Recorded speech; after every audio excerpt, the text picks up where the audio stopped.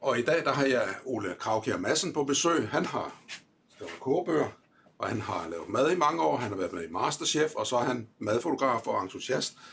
Og jeg glæder mig. Det lyder rigtig godt, det vi skal have. Jeg glæder mig også. Hvad har du forberedt? Jamen, jeg tænker, vi skal lave en is først.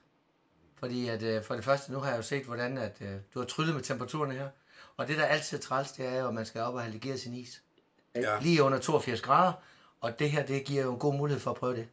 Og så smider vi den på en ismaskine bagefter. Jeg har jo også taget en yuzu hollandaise sauce med, og stegtorsk. Og vi skal lave friteret asparges. Vi skal rigtig gang i alle temperaturerne i dag. Vi skal starte med at bruge en kasserolle der, yes. 81,7, kan vi det?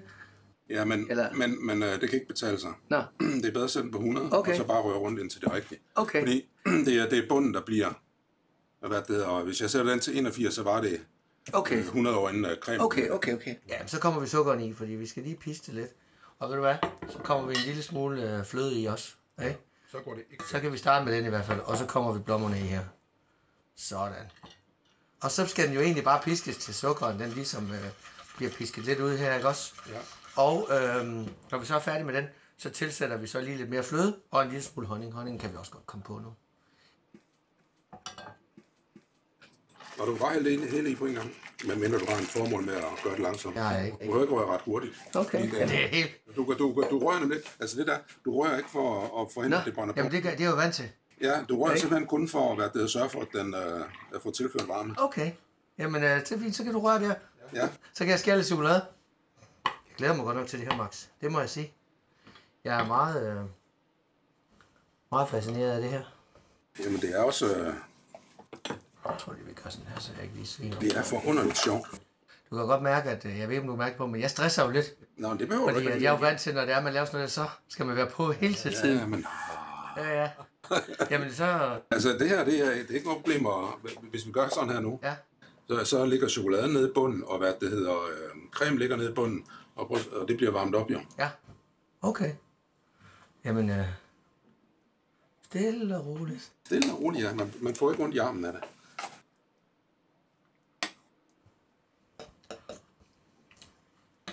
Det bliver en god is til det gang. Hvad siger du så? Ja, der er sådan noget af hvid chokolade, den der sådan lidt lakrids. Hvid chokolade. Ja, og så med den mørke brownie. Og faktisk, nu siger du lakrids, ikke? Kender du det her? Det ligner dild, sådan umiddelbart. Ja, det er det også. Eller fennik. På duft. Det er bronzedild. Ja, det lugter som fennik. Ja, og det gør det nemlig. Men det hedder bronzedild. Og det er super lækkert. Så der tager vi lige lidt og kommer i for lige at give den en lille smule... grøntsager i. Ja. Jamen prøv her. Får du lige lidt grøntsager i her.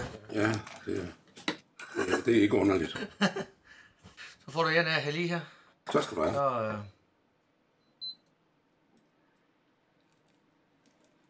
Du vil helst ikke have den ud af det hvide. nej, helst ikke så. Eller det vil du helst ikke have. Fordi det er jo dig, der skal stå og gøre rent. Det er rigtigt. Så, men den her, den stiller vi lige her. Og det er fedt med den her ismaskine, jeg har med her. Ja, den har kompressor. Ja. Så selvom det er lunt, så kan vi sagtens sætte den til. Hollandaisesaucen, det er jo så, som så vanligt, man kører lidt æggeblommer op med en syre, og så lidt salt. Jeg giver den lidt spike her, fordi at jeg bruger lidt yuzu. Yuzu er en meget, meget syrlig citrus, og det smager sindssygt godt til fisk. Men jeg tænker, vi skal smelte smør lidt. Ja. Så det kan vi jo bare gøre en lille pande, kan vi ikke det? Det kan vi sagtens. Hvis det er. Sender den bare på P, jo, som man gør. Det kan du godt lide. Ja. Hele det kører P her. 60 grader er rigtig fint, fordi så skal vi ikke temperere det så meget, inden vi begynder at piske det.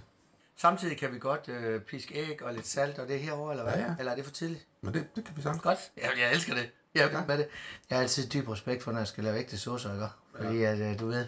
Men altså, skiller det på dem tv, så skiller det. Jeg var lige ude til selskab. Så tager vi det om. Ja, vi gør. Vi snyder. Jamen ved du hvad, nu hælder jeg jo så det her ned i først. Ja. Ikke? Det tænker jeg, det er en god idé. Ikke at det betyder noget, vel? Nej, ikke blommer kan sagtens ståle komme ned i det der. Godt. Jeg kan godt lide, det smager lidt. Normalt, når jeg laver, så har jeg den faktisk lige op på 80 grader, når det er, så kommer den op og koge lidt. Ja.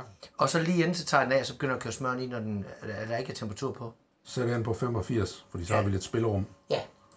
Og så skal vi jo ikke røre ret meget. Den brænder ikke på. Det kan ikke lade sig gøre ved 85 grader. Jeg kan lige tage salten ud der, så kan se det. Det er allerede, begynder allerede at ligne det der. Jeg får stress allerede. Men det er fedt. Nej, nu begynder den der. Så den er næsten allerede klar nu. Kan du se det? Ja. Så begynder vi at køre lidt smør i. Ja. Og den skal stadigvæk være omkring 85. Gerne lidt lavere. Gerne måske slet ingen temperatur. Okay. Du sætter den på 55, ja, så holder den varme. Du vil have den på 85, jeg plejer bare at lave det ved 60 direkte. Ja, men det tror jeg måske også er en god idé, men jeg vil bare gerne lige have æggene op. Ja. Du ved, men det får de jo så også, fordi at den varmer jo bunden. Du behøver ikke røre så hurtigt, for den stikker ikke af. Altså selvfølgelig, hvis du skal legere den, så skal den have lidt bevægelse. Skal lige have lidt. Ja, men ja. Altså det her, det skal de da have inde i Masterchef-studiet. Hva? Så kan de da alle sammen lave mad. Ja, jeg vandt. Nej, det gør jeg også. Ja. Så er vi tempereret chokolade. Ja, det var også fint. Ja, programchokolade. Ja. Ikke? Ja, men jeg er også meget forsigtig med sådan noget her. Ja. Jeg har skældt lidt flere sauce, end dig sikkert. Ja, jeg er ikke sikker. Lad os bare sige, det er sket, at vi har fået smørsovs i stedet for hollandaise. Men hvad synes du om... jeg synes, at det ser lækkert ud i konsistensen. Det ser helt perfekt ud. Og den er ikke hverken skilt på nogen måde, eller på vej til at skille? Eller Nej, overhovedet ikke. Nej, nu, på det her tidspunkt, der er det meget svært, eller der er det svært at få den til at blive helt mislykket. Det er jeg glad for. Den her er sådan set færdig nu. Vi kan bare komme låg på, så kan den stå. Godt. Jamen så lad os gøre det. Vi skal lige smage. Her er god power i. God salt og god syre. Og så kommer der urter i til sidst. Og trækker de det hele ud. Okay? Ja. De her. Og det der løgne. Det kommer i hollandaisen. Så det er jo ikke en, man kan sige, det er jo ikke en hollandaise. Det er jo ligesom en bernæs eller en kryddersauce, ikke også? Ja. En ægte sauce med krydderurter. Vil du komme dem der i den her lille? Det vil jeg. Hollandaise derovre.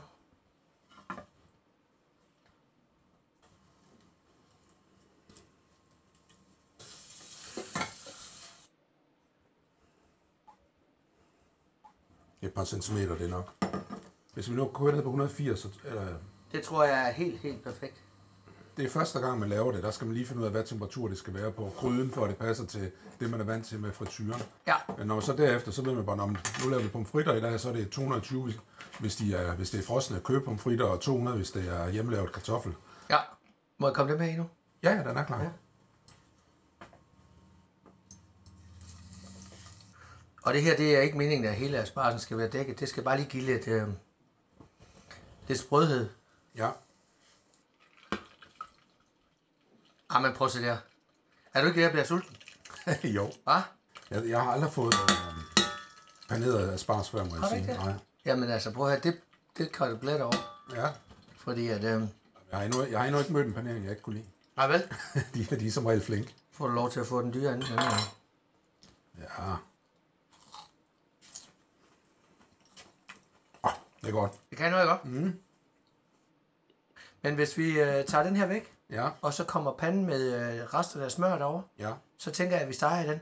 Hvad vil du gerne opnå? Sådan en, der er en kraftig skorp? Jeg vil gerne have en god, kraftig stegeskorp, fordi de har ligget i salt og i sukker. Ja. Det vil sige, at den får en karamellisering. Så går vi op på 190, synes jeg. Godt. Sådan. Der kommer ikke noget rød for olien. Nej. Altså, har du haft smør på nu, så er den begyndt at ryge. Ja. Du kan også begynde at lukke smøret lidt. Ja, men olien det er så lidt der. Ja, olien ryger ikke ved den temperatur her, så. Det er dejligt lyd, det der, ikke? Ja. Og sådan skal det lyde, lige meget om man laver kød, eller alt, hvad man steger på en pande. Det skal sige sådan der. Ja. Det skal spille for os. Det er rigtigt. Og det der er, det er, at vi steger hele tiden på P. Og den er allerede tilbage på 180 grader. Ja. Og det er simpelthen, altså det er det der intelligente system i den, der går ind og mærker varmen og temperaturen i panden, eller hvordan? Ja, lige præcis. Der termometer, der så fortæller gryden, eller panden, jeg er ikke varm nok, skru op for mig. Okay. Og så får den altså helt op til P.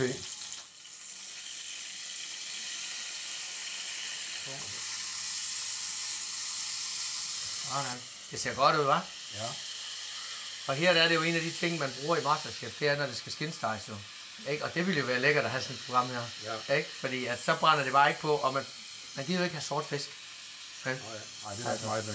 Og så nu begynder den lige så småt og skille lidt, ikke? Det her der er så lidt anderledes, end du er vant til, fordi nu har du hældt de der kapers på, og normalt vil køle din pande lidt ned. Ja. Og det gør den ikke her. Nej. Så den er varmere temperatur nu, end du er vant til. Okay.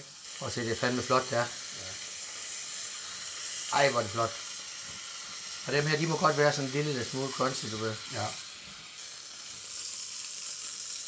Og så det er godt. Ja. Altså, den er jo klar til at spise nu. Prøv at se. Prøv den lige lov der. Der har den helt det glas klar der, ikke også? Ja. Så, og nu står den lige og trækker lidt jo. Laver vi som sådan en lille bund. Okay. Så har vi vores torsk. Og den er jo så stegt.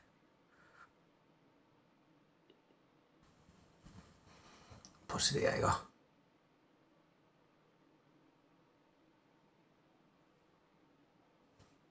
Altså, hvem kan ikke lide sådan noget der, var? Og dem her, dem har vi jo smagt på. Og der er sindssygt meget smag i dem. Ja. Altså.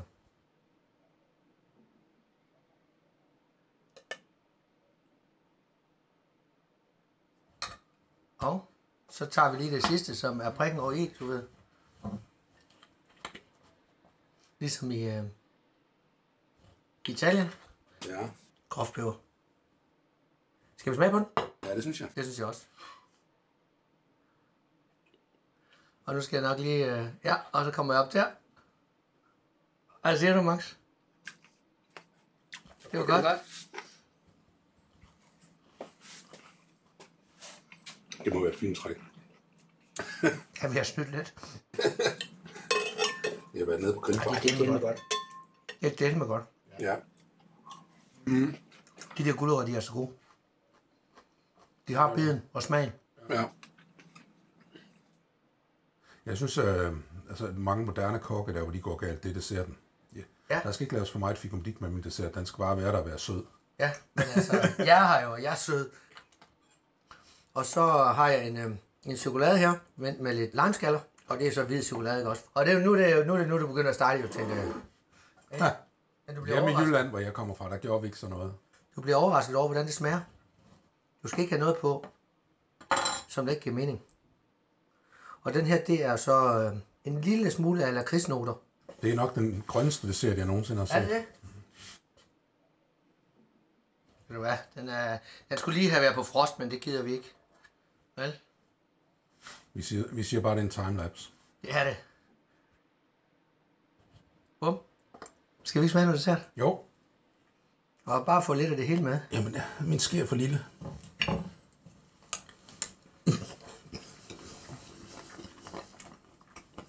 Er det godt? Nej, det smager skide godt. Ja, det er dejligt at høre.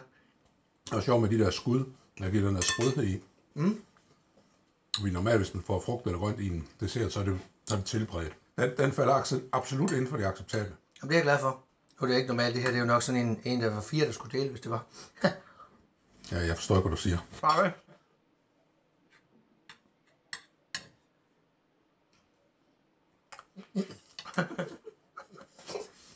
Grådighed, det er en slem last. Spis du bare. Værsgo. Og skål. Og tak for en super god dag, Max. Ja, det var hyggeligt. Jeg har hygget mig. Nej, det har været lækkert, og det har været en fornøjelse, at netop det der har været den ro på. Ja, det var fedt, du gad at kigge forbi. Tak for den gang. Det har været super fedt. Ja, det er skide godt. Og jeg håber, I kigger med alle sammen. Altså, hej hej. Hej hej.